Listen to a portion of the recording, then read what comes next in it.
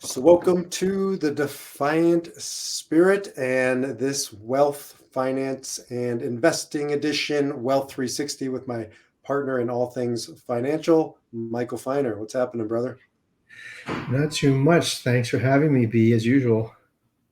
Yeah, I look forward to our conversations. Every week we're marching through, for those of you just joining us, we're marching through the Enneagram, ancient personality assessment and system, and we're looking at each type. I'm looking at it in general, so you can listen to the podcast on each week's type, but Michael and I are doing it through the lens of wealth and what type of investor they are. So we've made it up to Enneagram 7. Here we are. The 7 is called the enthusiast in many systems. I call it the enthusiast, sometimes the optimist. And in our Enneagram Wealth 360 program, what are we calling this, Michael?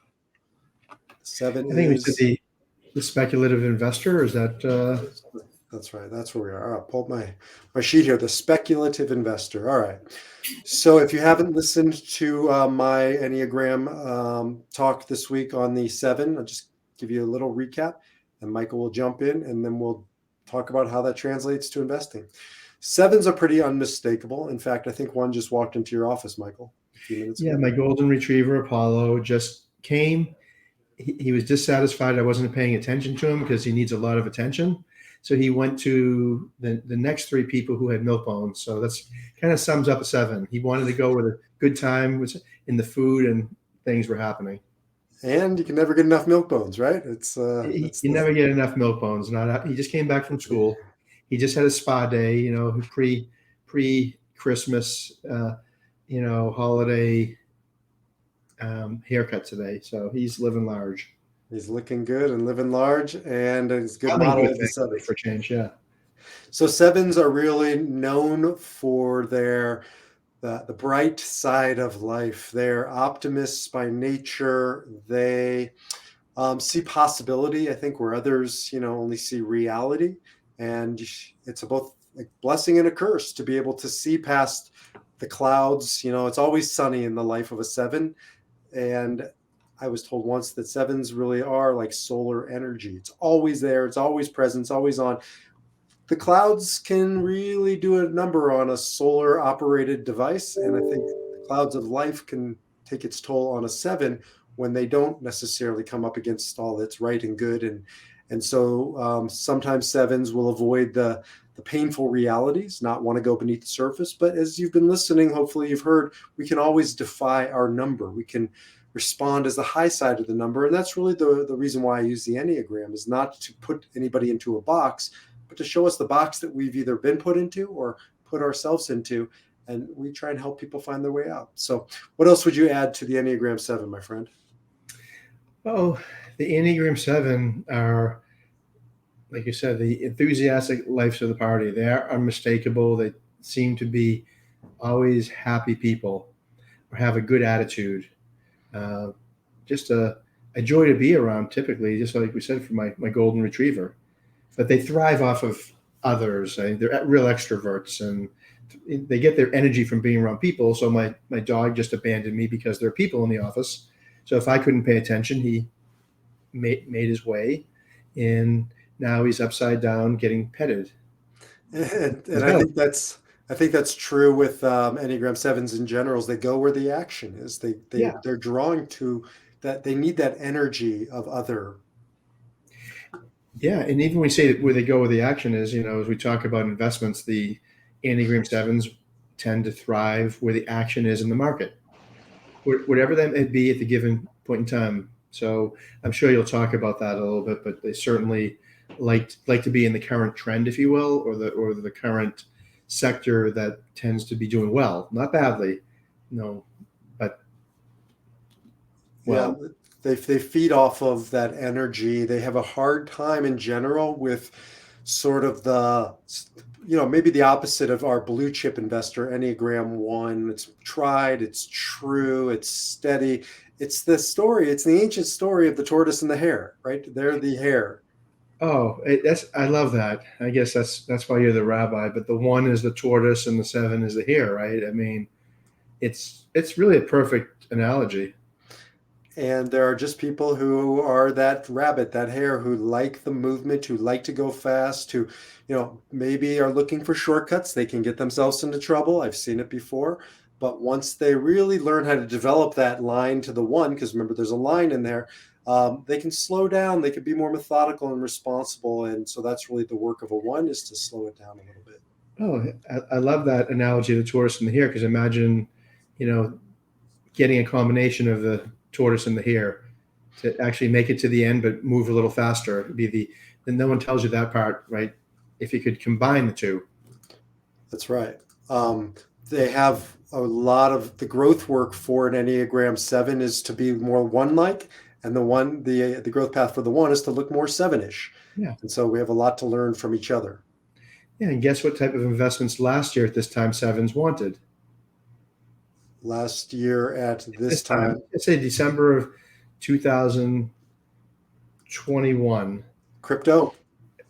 I mean, crypto, why are we not heavily invested in crypto?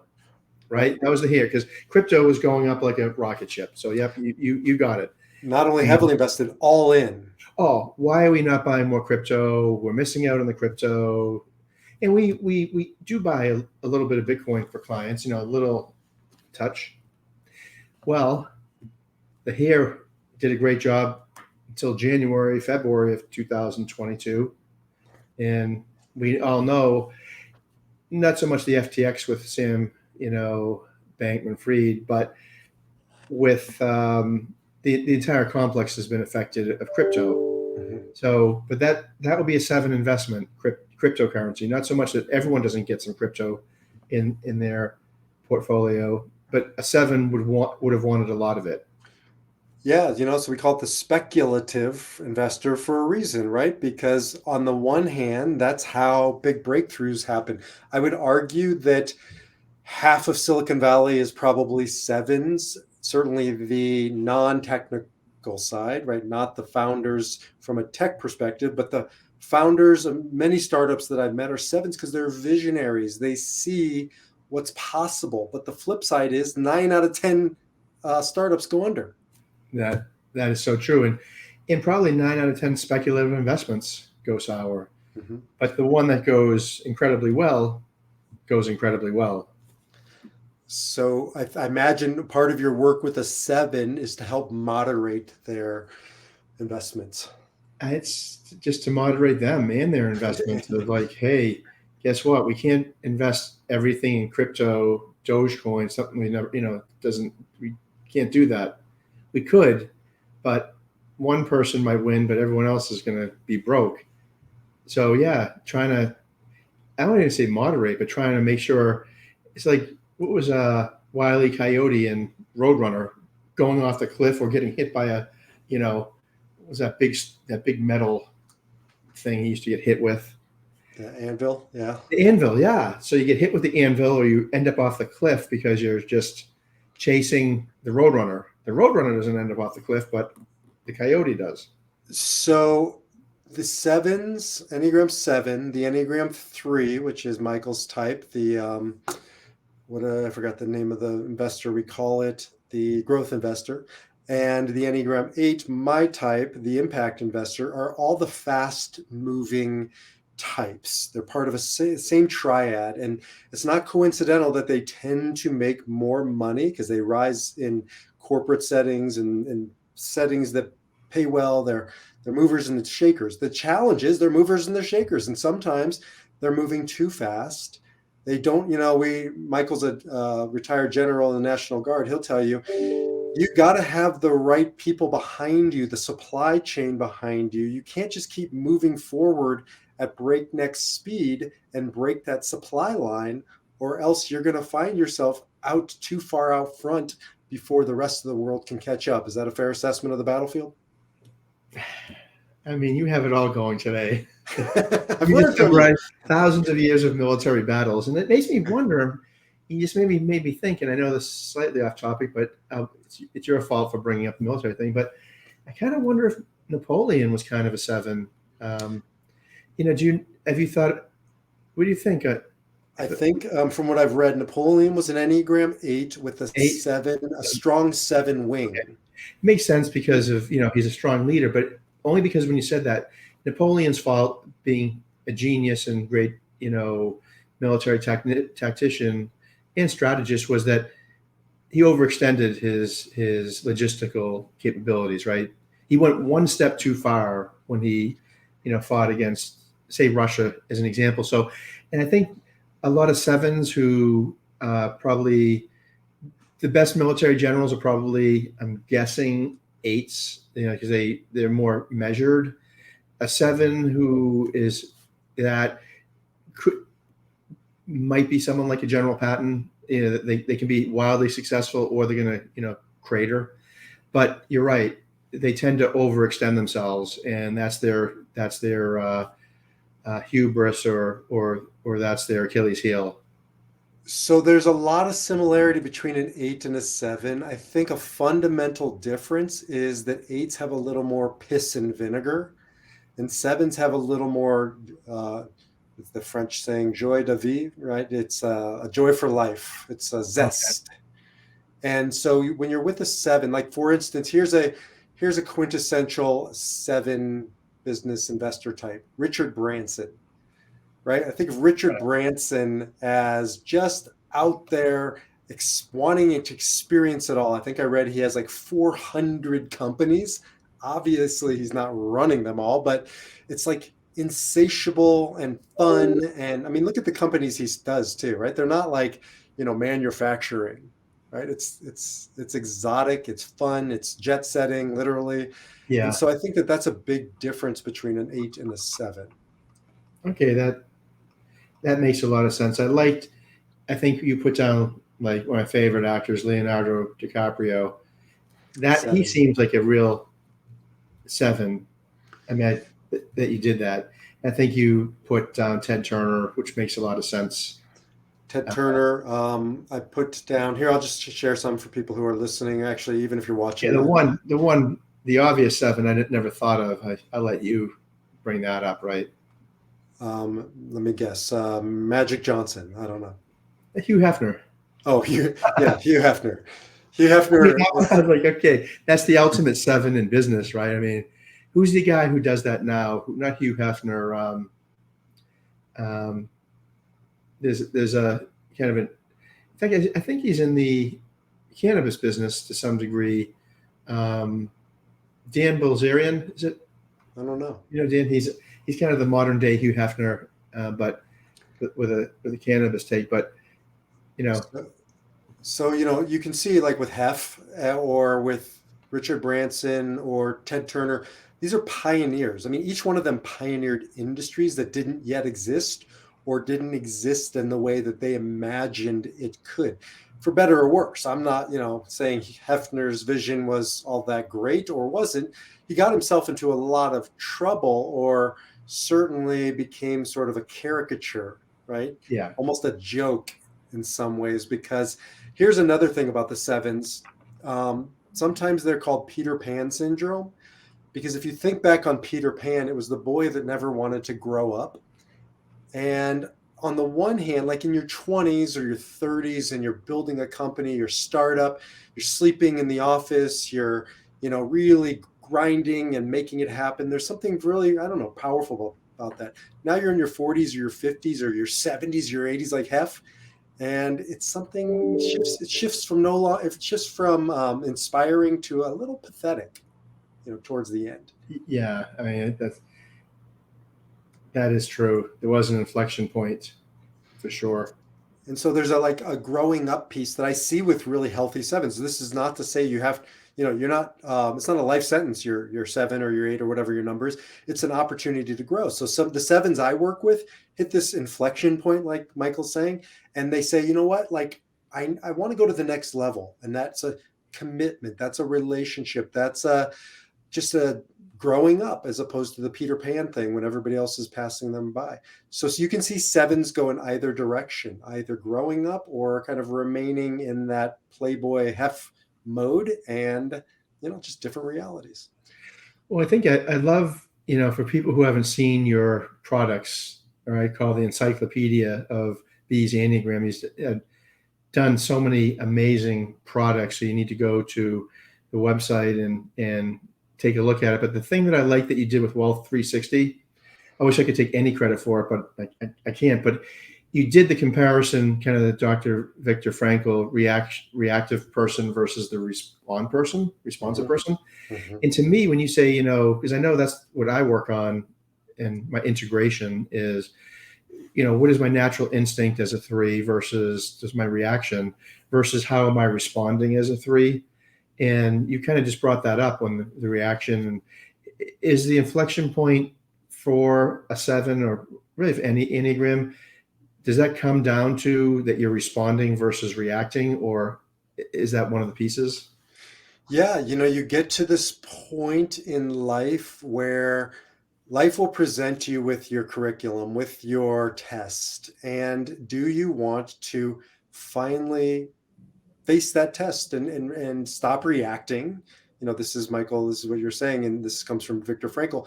Choose your response, or do you want to continue down this path of according to your hardwiring, according to how you've always, taken this test and navigated it? So here's an example, real life. Vladimir Zelensky. Zelensky is a quintessential seven. Michael and I even did a podcast on this a long time ago.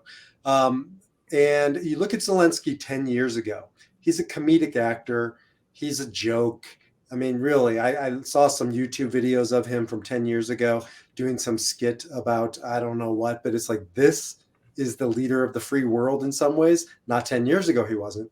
And then his country was invaded, and he was tested with what kind of man, what kind of leader are you going to be? I think he rose to the occasion and then some. So that's responding.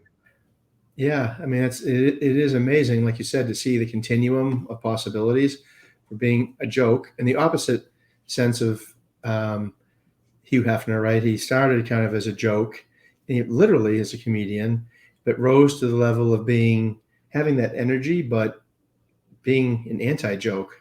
I Mhm. think. Commanding presence, right? People Right. following him.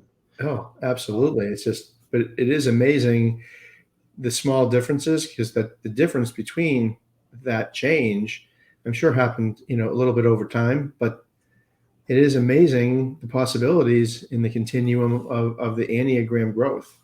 Here's another example of a seven, and sevens are just remarkable to me because they can make such an extreme transition. Here's another great example is Jim Carrey. For any of our listeners who haven't followed Jim Carrey in the last 10 years, totally different than the Jim Carrey you're thinking of the comedic actor. I mean, the absolute over the top comedic actor, right? The weirdest kind of persona, the silliest movies. Mm. And today he's no longer an actor. Today he's a philosopher. He's a wisdom teacher. He's a spiritual seeker. He walked away from Hollywood partially because I've been following him over the past few years. It began when his girlfriend at the time committed suicide, and I think it really shook him to the core. And he started asking, "What's real?" And he said in one of his interviews, "I make the world laugh, but I'm not laughing. I'm feeling very empty inside." Another one is Robin Williams. Made Mm. the world laugh, but on the inside was hurting deeply, obviously. And so these are men and women who can go one of two directions. They can keep going down that kind of comedy path, or they can grow up and transform the world. And sevens have a lot of power. Yeah, it does seem that there's a larger continuum for certain numbers on the Enneagram than others. I mean, a range. Not that you can't move along the range, but the personalities of a seven just have a longer elastic, if you will, or more flexible elastic to be, like you said, a tortoise, not, either a joke or superhuman in that sense. You're not going to find that necessarily in all places on the Enneagram. You're not, because the Enneagram is just energy, and 7 and 8 is up in this kind of corner of the Enneagram that is really loaded with energy. 3 makes its way over there because of a particular triangle, which we won't bore our listeners with. But so 3, 7, and 8 are called the assertive group, and it's really hinges on 7 and 8, and that power can go one of two ways. That's why you see most of the world's tyrants, dictators, horrible examples of human beings were probably reactive eights. And you can also see some of the most influential people, we'll get there in our next conversation, like Winston Churchill and Martin Luther King, as powerful eights. And so up in this corner of the Enneagram, you have great power to do bad and power to do good. And there's a huge continuum. Fascinating. So, yeah. Yeah. So that translates into finance too, because this week 7 and next week 8, 7s and 8s are the highest earners. 3 7s and 8s, bar none. There's not even a close like second tier. We call this top tier our. Scrolling back up, it's been a while. So our engaged investor, right? So the highest level investor is the engaged investor, and that's Enneagram 7, 8, and 3 for very different reasons. But 7s earn a lot of wealth. Obviously, not all 7s everywhere. We're talking kind of a bell curve, but in general, 7s have a higher earning capacity, I think, because they are natural salespeople. Right. And a lot of people don't realize, but if you're a CEO of a company, you're probably not making as much as some of your salespeople. They That's right. tend to be the highest earners. Absolutely. I mean, that's always the joke. Hey, the sales manager and the salespeople earn 3 times, 10 times what the CEO can earn. So they're naturally good at selling. Yeah. Even in the NFL, right? I mean, some of the best players earn a lot more than, you know, the executives.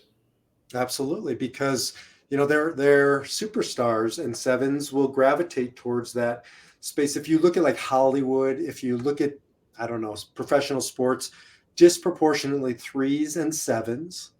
3s because they're winners and they achieve, and 7s because they just big energy, right?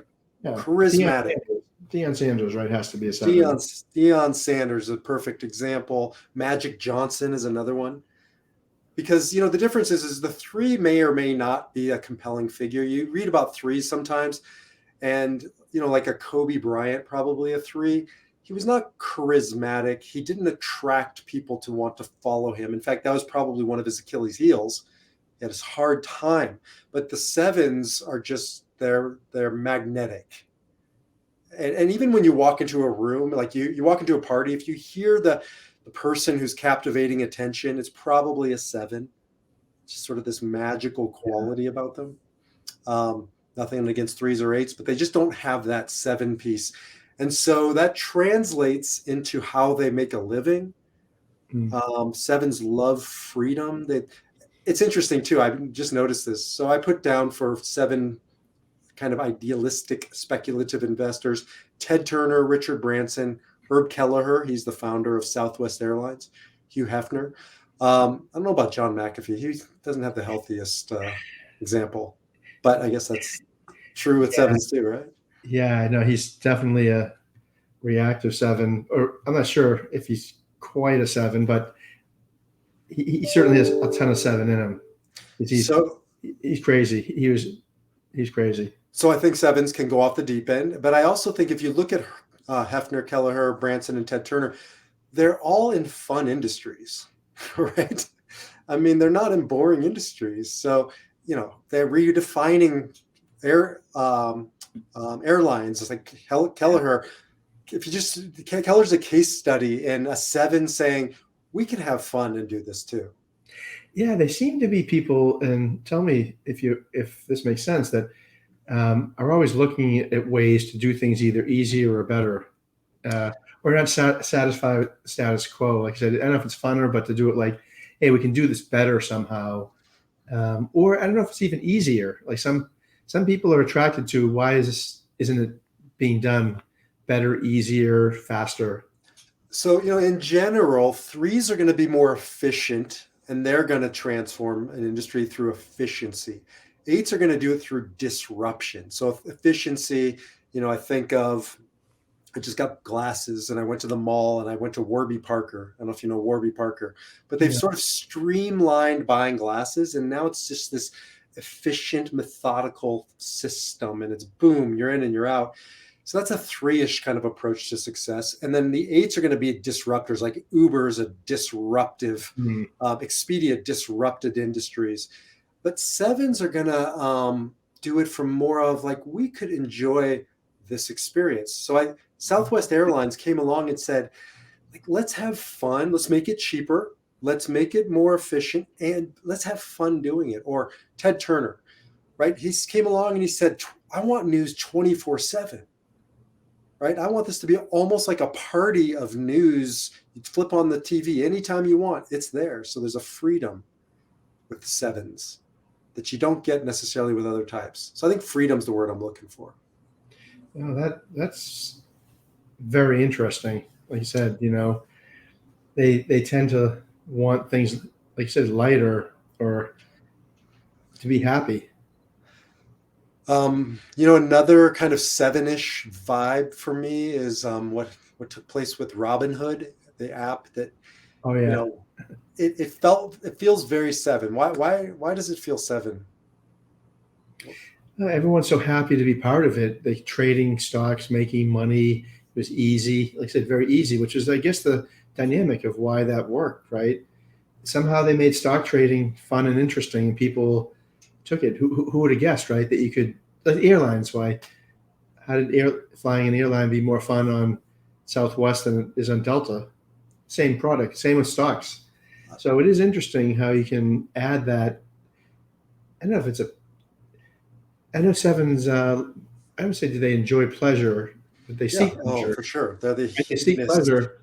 So how do we seek pleasure in the things that you normally don't get pleasure out of? In Robinhood, a good example.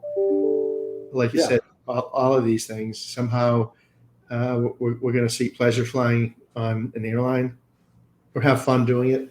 yeah. There's, I remember I listened to a podcast about Herb Kelleher and Southwest, and I think originally one of his like gimmicks was he bought like I don't know how many little pints of whiskey for to give away back in the day. Like let's have fun on this airline, man. Like let's No, change this. at least now I know why the metaverse isn't working with Facebook, right? Because the metaverse is supposed to be this fun thing. The problem, I think, I'm just realizing now, but Zuckerberg is in the seven.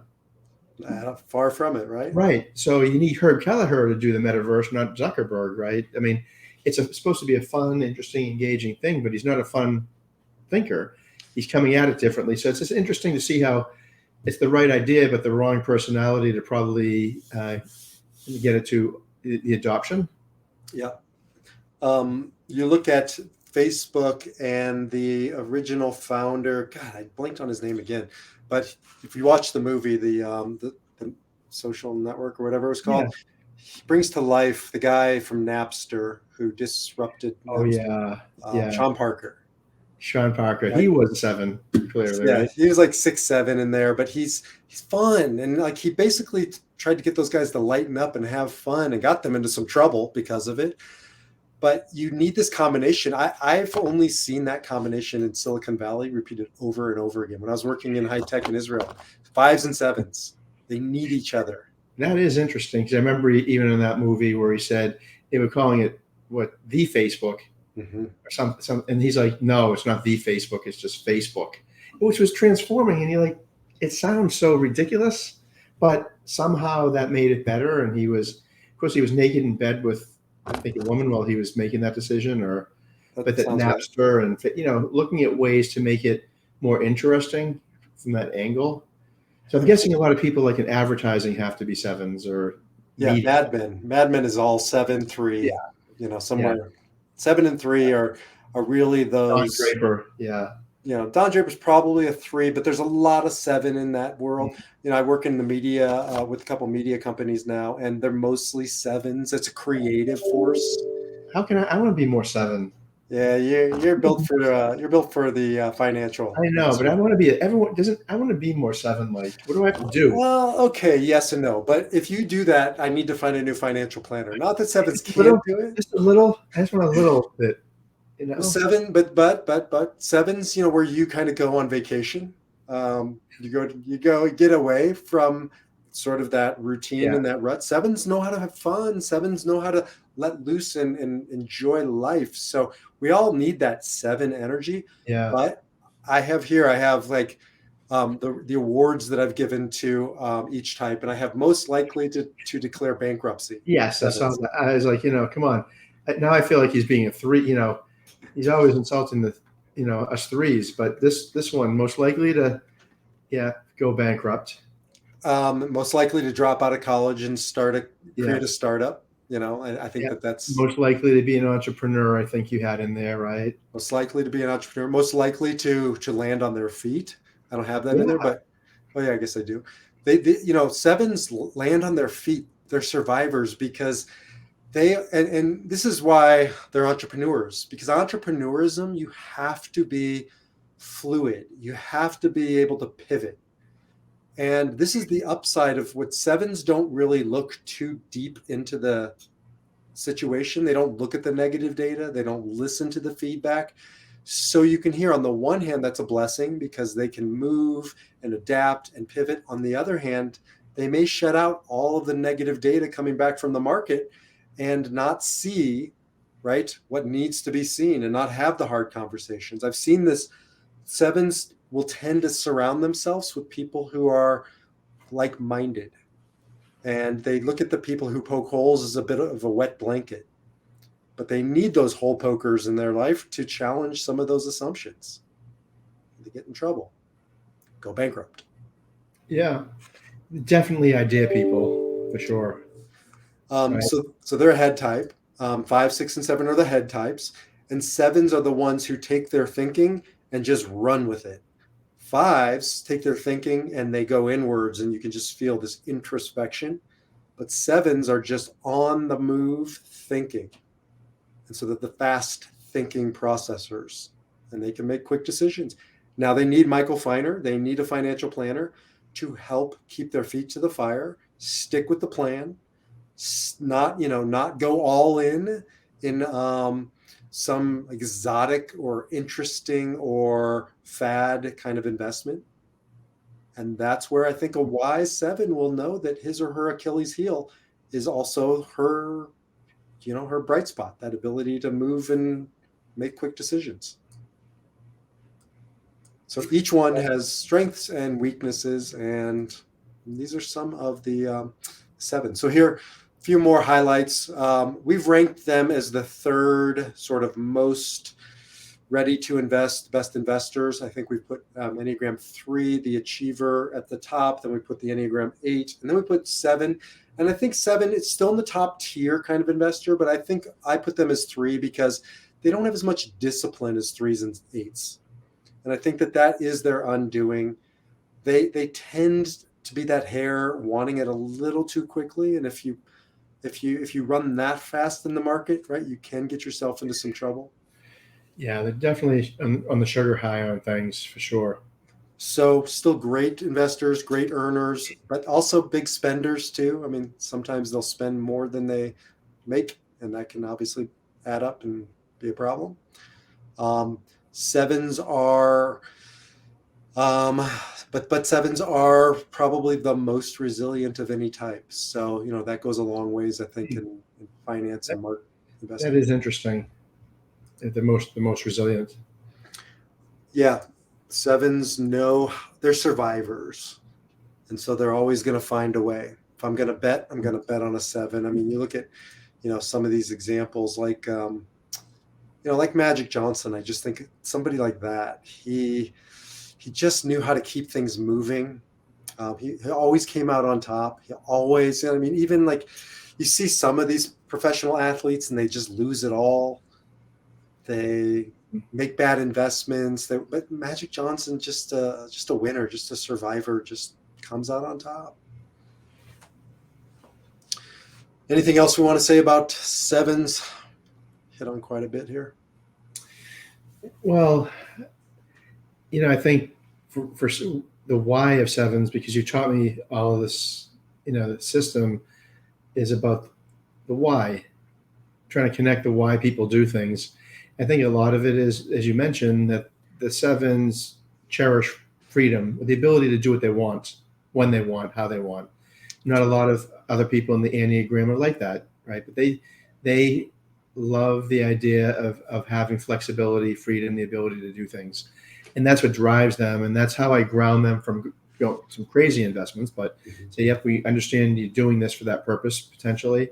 And this is how we can build something, have growth, and have some speculation, but also have some defense, because defense is not something that they're particularly interested in.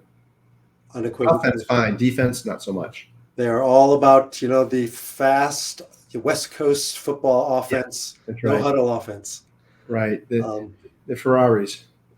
and so part of the investment strategy that we've been talking about with them is, a diversified portfolio, a long-term plan, and framing it in a way that they can hear that this supports their freedom, right? That this allows them to have more freedom, not less freedom. That this is how, because here's something interesting, and I have a new page in there that you've seen, um, and they're part of what's called the idealist group. So ones, fours, and sevens are all idealists. And the reason why this is important for investing is because sevens don't care about money as a means. It's a means to an end. Threes care about money as a means. Eights can care about it as a means, but sevens don't care. They just want what it brings on the other side, which is a fun, meaningful experience. And so we have to redirect their focus to what they idealize, and they idealize the future. They Hmm. idealize experience, freedom, fun. That's how we help them slow it down and get back to a financial investing strategy. Well said. Yeah. So if you are an Enneagram 7, you're going to make money, you're going to survive, you're going to have some amazing ideas. Now it's time to, really find somebody who can anchor you into some of your core values, help you get a game plan, help you slow down from being the hare, get a little more tortoise-like my tortoise friend, Michael Feiner. Tortoise friend. I'm going to be a little more hare-like. A Well, little you're more. a 3. You're a 3. Nobody's worried about you keeping pace, buddy. I know, but like I said, the sevens are they're a pleasure to deal with. Like I said, they're a ball of energy. It's nice to have, and in the strive to have a piece of you be part of the seven. Because what I've learned, from you about the system, which I think is most important, is that you're going to have your natural instinct. You're going to have, your natural genetics and sort of what you're born with. But the whole idea here is to be able to learn about the other areas and to um, have that grow, so you can take the best out of those other areas and add it and integrate it with your own area. So now that I've learned about a seven, I'm at least more aware of that, and it's a lower area for me, 7, 9, stuff like that. So I'm learning to try to take the best of those areas and take that not only into myself, but also to help me become a better investor, planner, and to understand who I'm dealing with. Couldn't say it better myself. So thank you. And to all of our sevens, we are grateful for you. You keep us moving, you keep it flowing, and we're excited to hear from you. So you can always reach Michael, of course, over at finer.com. You can reach me over at thedefiantspirit.org. We're doing more and more work together. So if you're interested in either one of us, you know how to get us. And if you're interested in both of us, we'd love to talk to you as well. Look forward to the next podcast. See you, brother. See you later. Happy holidays. Happy holidays. Merry Christmas. Happy Hanukkah to Merry all our Christmas, listeners. Hanukkah, all of it. Happy New Year. All of it. All of it. Talk to you next time. Okay.